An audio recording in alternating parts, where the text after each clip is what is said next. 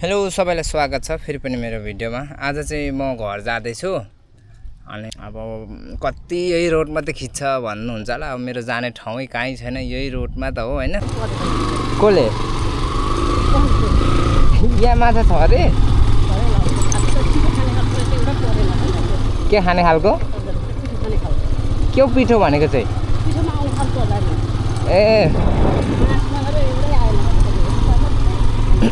ऐना पोखरी यो चाहिँ ऐना पोखरी पार्क के भन्छ यसलाई।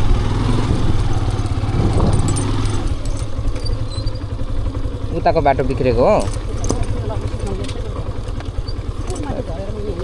यो बाटो त अप्ठ्यारो लाग्छ भने नि पहिला उहाँको बाटो बाइक बोकेर छिराएको हामीले।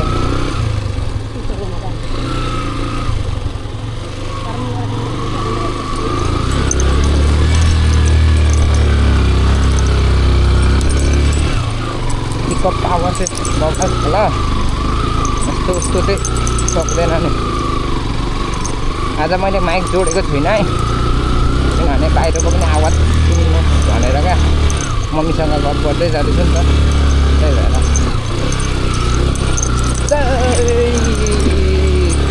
पछाडिको तपाईँ घुमघुम उड्दैछ त अनि के हो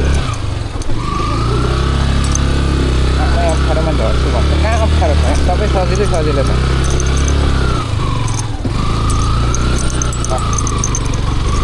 माथि कस्तो छ बाटो? माथितिर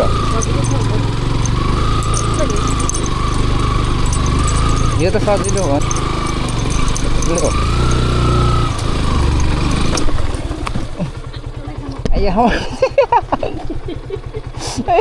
उठाउनु त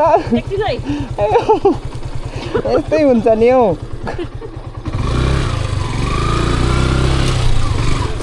ल पक्नु है थोरै ल।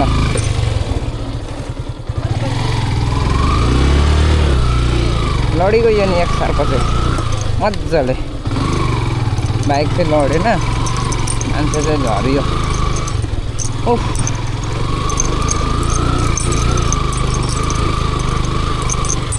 पावर पनि भएको यो बाइकको, तर त्यो रोड चाहिँ नभएको हो क्या मजाले। के गर्नु यतिकोमा त हानेकै हो नि। ए बुढो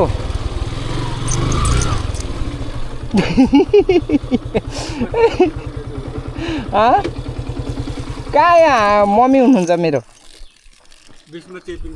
हो कति किलो? 11 किलो छ, 11 साढे 11 किलो यहाँ राख्नु।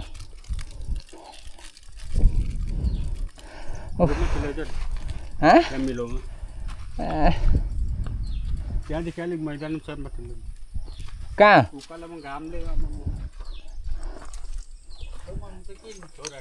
उहाँ अप्ठ्यारो भयो नि त अनि।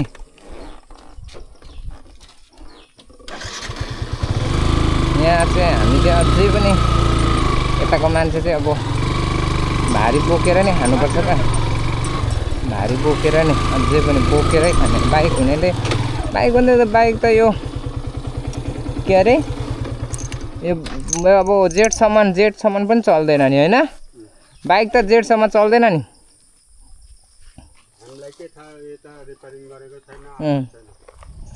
जेट लागेपछि त गइगयो नि। हावा खुवाउने हो। के अरे बाँस त रोप्नु पर्यो नि। अस्ति खेताला सघाएको छ अरे त नि। ठिकै छ, पैसा मलाई चाहिँदैन, मलाई मान्छे चाहिन्छ।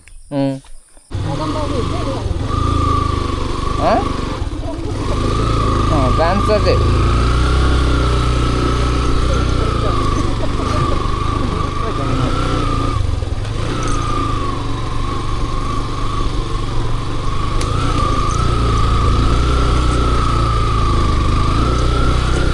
आउनु ल। ल कसरी भाँचेको यो सखुवा त, त्यो पनि यहाँको त केही गिडेर पो लगेछ है।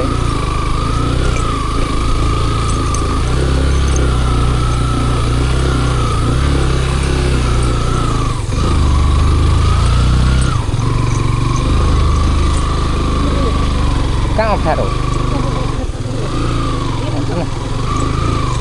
कहाँ 18 चाहिँ कहाँ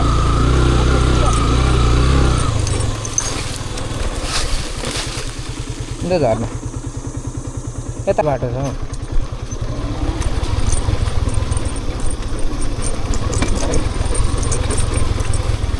ढाकिरहेको छ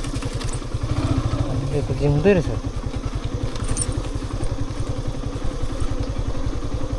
ल के गरी खाँदैछौ नानी बाबु हो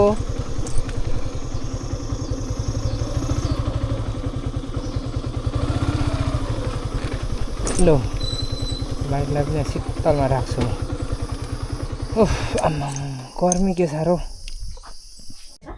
मासु मासु अब यो सुँगुरको यो चाहिँ भैँसीको यो राँगाको अब यहाँ मकै यो के अरे 70-80 रुपियाँ यो कुन त 1 किलो जस्तो छ 70 रुपियाँ 1 किलो होला नि के होइन खै कति होइन मम्मी आधी किलो हो 1 किलो त निकै गरौँ हुन्छ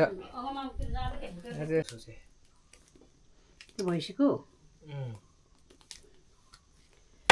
ए हरेको त नि आफै आउँछ थिच्नु न यसरी यसो स्क्रिन यसो गर्नु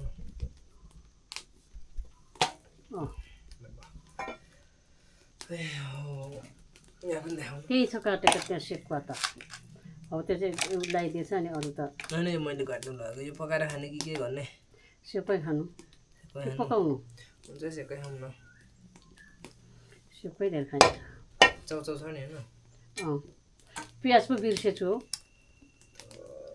एक डल्ला 2 डल्ला छ होला अनि के छ प्याज चाहिँ बिर्सेको अब तपाईँ यो त कसरी काट्यो त्यसले पनि सोध्दैन कसले मैले त किन सोध्नु भने तपाईँले भन्नुपर्ने नि घरमा बस्ने मान्छे तपाईँ होइन थोरै मलाई थाहा हुन्छ ल यो बोसो चाहिँ तपाईँ त्यतिकै राख्छ म लट्टेसँग खान्छु यो बोसो लट्टेसँग मिठो हुन्छ बोसो त यो त तपाईँ नै खानु नि कहाँ हामी कति नै खाइन्छ होला र त्यो फलफल चाहिँ निकाल्नु नि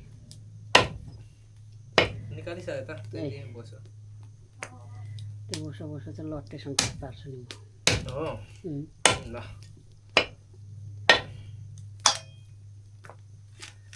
लट्टे यो बोसो लाएर खाँदा मिठो हुन्छ लट्टे र बोसो पकाउनु पर्छ मम्मी त बल्यो सुँगुर काटेको छ यसले त कत्रो बलले काटेको थियो त कहिले काटेको हो यो हिजो होला अघि अघि हिजो नै होला जहिले काट्छ तिनीहरूले सुँगुर काट्नु त कहाँबाट ल्याउँछ ल्याउँछ होइन हौ त्यहीँतिर उसले काट्छ क्या र त खोजेर सुँगुर काट्छ नि